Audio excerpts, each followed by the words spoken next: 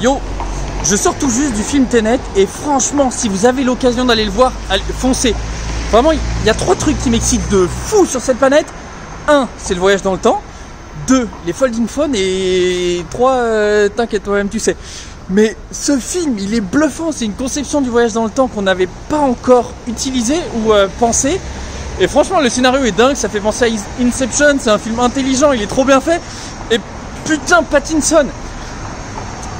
Pendant longtemps, je le clashais ce bâtard parce qu'il avait le charisme d'une huître. Mais j'avoue, il est ouf là-dedans. Et puis c'est le prochain acteur du Batman. Donc je crois que je commence à l'aimer en fait. Mais bon, à mon avis, il est biaisé parce que forcément, si tu joues Batman, tu prends des points de charisme avec moi. Donc non, franchement, si vous avez l'occasion, allez voir Tenet. Bluffant, bluffant.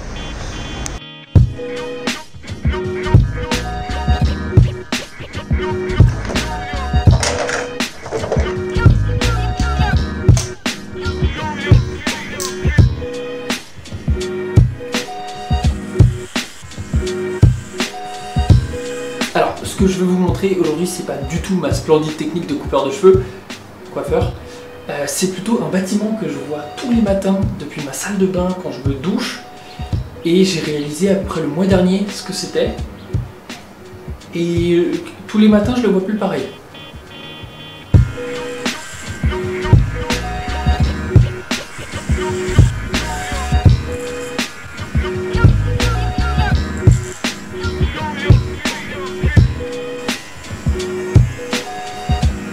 Surtout en plus, j'ai pas spécialement besoin de beaucoup couper, c'est juste j'aime bien dégager la nuque quand c'est assez court et que les cheveux ils piquent.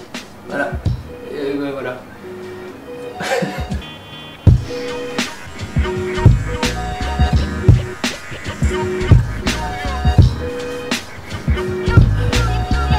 Voilà, j'en ai partout. Mais le bâtiment en question.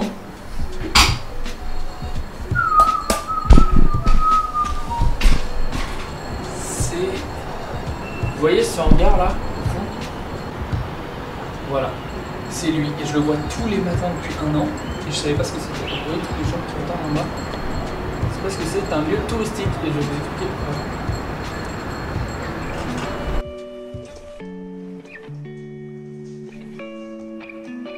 pourquoi. En exportant la vidéo d'hier, donc potentiellement celle d'il y a 2 semaines pour vous, j'ai réalisé que je crois que j'ai pas exporté les précédentes à la qualité maximum. C'est un peu idiot de ma part, mais du coup, si je suis pas trop bête, les prochaines devraient être de meilleure qualité. Je dis devrait parce que je suis pas sûr, mais ça devrait être le cas.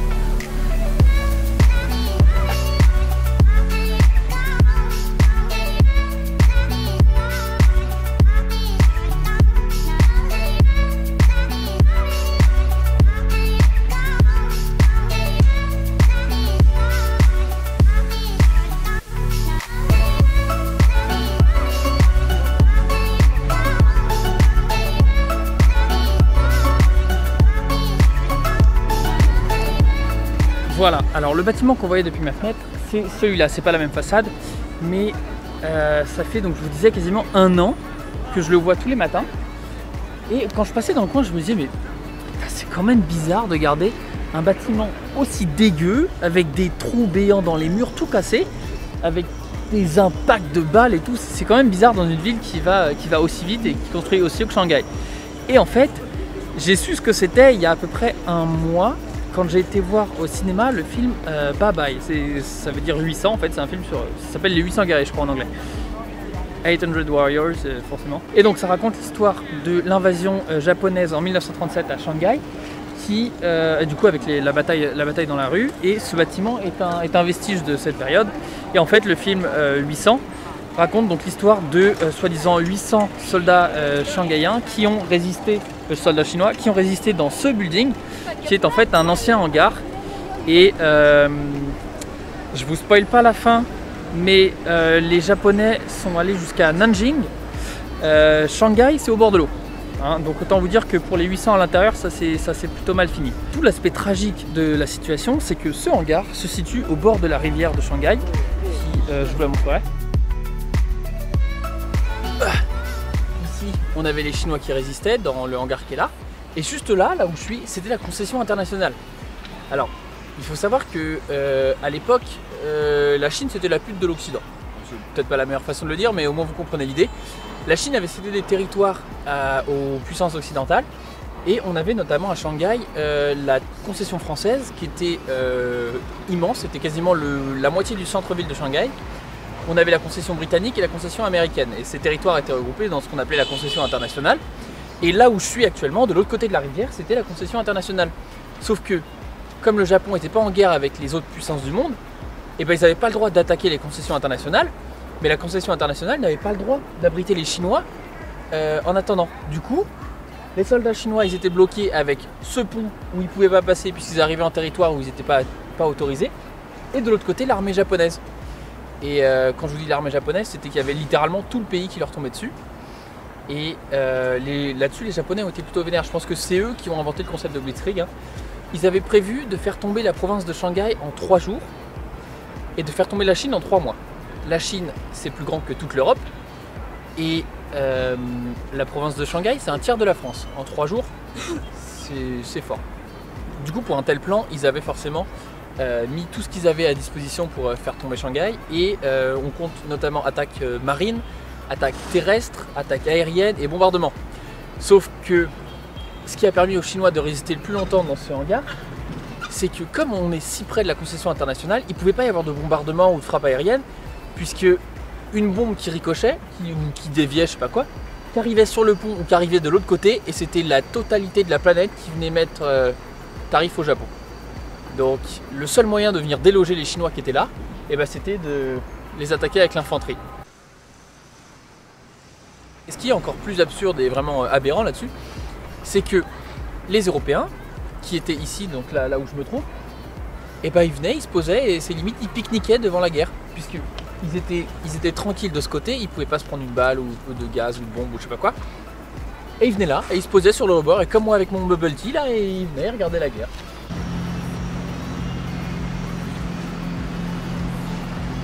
Vous pensez qu'il va me dire bonjour? Ouais, elle regarde même pas. Ah, les péniches parisiennes me manquent.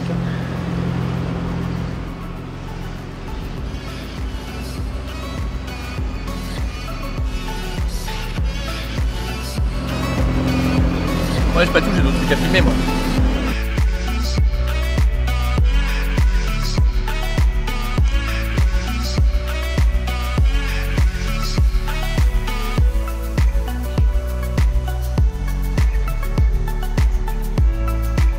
Et ben comme par hasard on voit rien.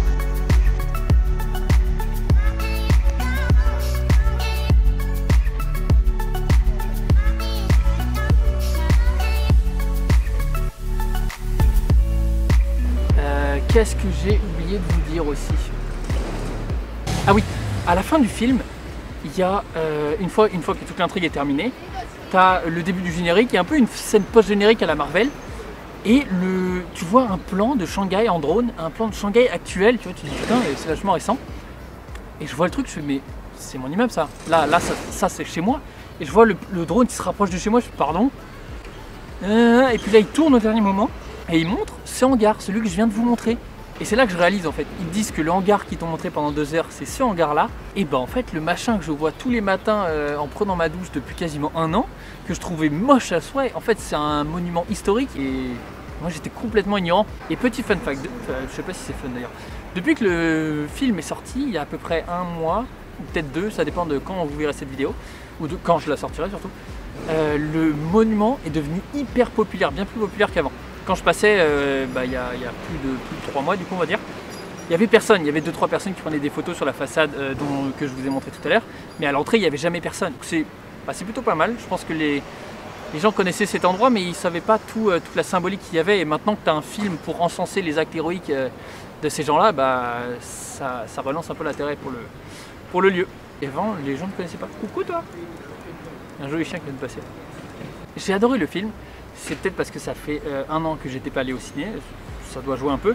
Mais globalement, émouvant, les scènes d'action sont incroyables, c'est bien filmé, ça fait plaisir. Et puis j'aime bien les films de guerre historiques, donc c'est vraiment super bien. C'est pro-propagande chinois, je pense que même la propagande russe, elle rigolerait en voyant le film. mais c'est pas un souci. J'ai vraiment adoré le film. Et en fait, le truc c'est que je voyais la bande-annonce dans mon ascenseur. En Chine, les ascenseurs, tu as une petite colonne où ils te passent une pub en vidéo et tout en permanence. C'est plutôt cool, ça te divertit quand tu as genre 17 étages à monter par exemple. Et je voyais cette pub et il y a une scène, et je vais vous la passer ici je pense. Une scène qui me marquait vraiment, et je me suis dit mais il faut que j'aille voir ce film pour comprendre ce que c'est en fait. Et là je me demande si... Est-ce que YouTube va me striker pour ça? Parce que YouTube n'est pas disponible en Chine, parce que la Chine et YouTube, ils veulent pas s'accorder sur les règles. Donc la Chine ne respecte pas les règles de YouTube, YouTube n'a donc pas respecté les règles de la Chine. Donc si je mets des extraits d'un contenu chinois, est-ce que je peux me faire striker? Je pense pas. Je pense que... Ouais, non, ça devrait être bon. Oh, un oiseau.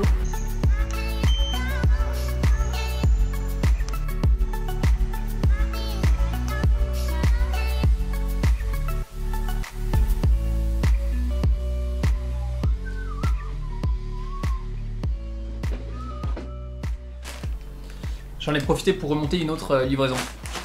Je vous ai déjà parlé de la livraison en Chine? Non, oui, ok. Ouais, mais je crois que j'ai Alzheimer en fait.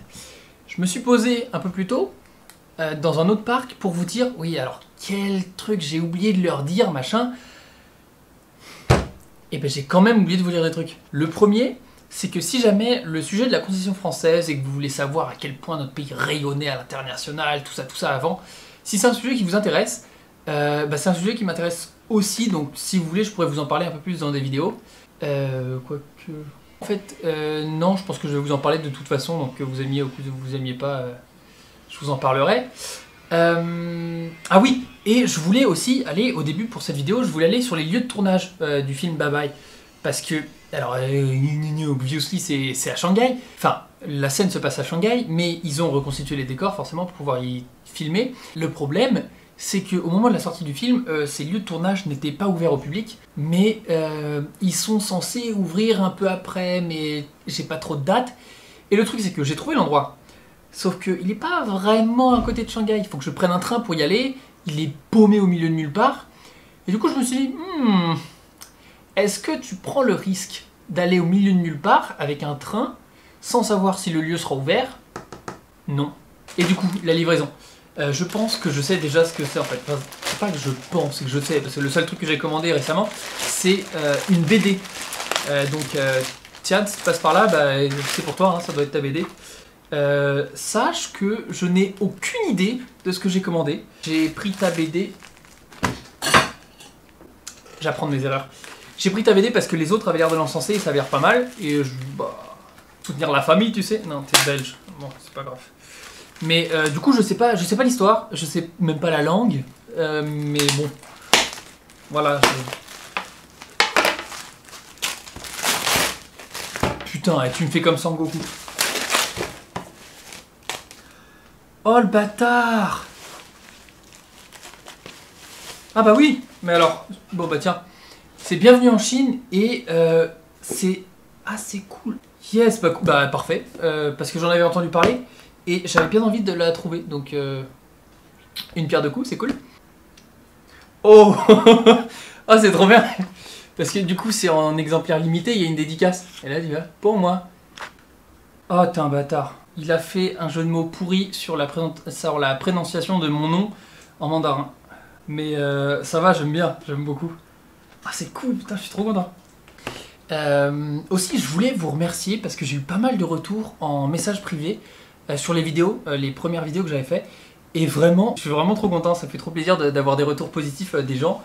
Et c'est hyper agréable, surtout en message privé, c'est vraiment tellement plus personnel, ça fait vraiment chaud au cœur. Mais vous savez, si vous avez des commentaires, je suis presque sûr que YouTube a créé une section pour ça. Hein, si vous mettez vos messages dans les commentaires, YouTube va voir qu'il y a plus d'interaction avec les vidéos, il va se dire « Oh, c'est une bonne vidéo, il va la mettre en avant, algorithme, tout ça, on perce et direction 6 millions d'abonnés. »